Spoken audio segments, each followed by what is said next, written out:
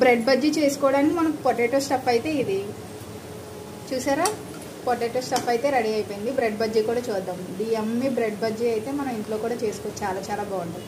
ఈ ఫ్రైతో మల్టీపర్పస్ లాగా ఫ్రైలా యూజ్ చేసుకోవచ్చు, సాంబార్లో బ్రెడ్ బజ్జీకి యూజ్ చేయొచ్చు, వడపావు కూడా చేసుకోవచ్చు. మీరు కూడా తప్పకుండా ట్రై చేయండి. బ్రెడ్ బజ్జీకి మనం అయితే స్టఫింగ్ అయితే రెడీ చేసి పెట్టుకున్నాం కదా. సో బజ్జీ కోసమని బ్రెడ్స్ ఇలా ట్రయాంగిల్ షేప్లో అయితే మనం కట్ చేసుకొని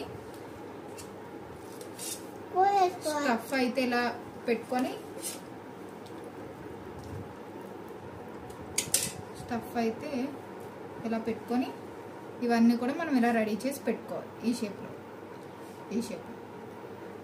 సరే, మనం ఇలా అయితే ఆయిల్ వేసుకొని హీట్ చేసుకున్న తర్వాత మనం రెడీ చేసి పెట్టుకున్నాం కదా బ్రెడ్, దాన్ని అయితే ఇలా వేసుకొని స్లోగా ఫ్రై అయితే చేసుకోవాలి.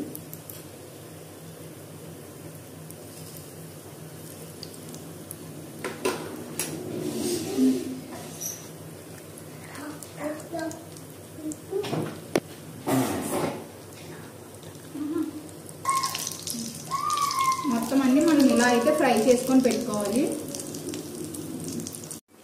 ఇలా అయితే ఫ్రై చేసుకొని పెట్టుకోవాలి, చూసి పెట్టుకోవాలి. మొత్తం అన్ని చూసారు కదా.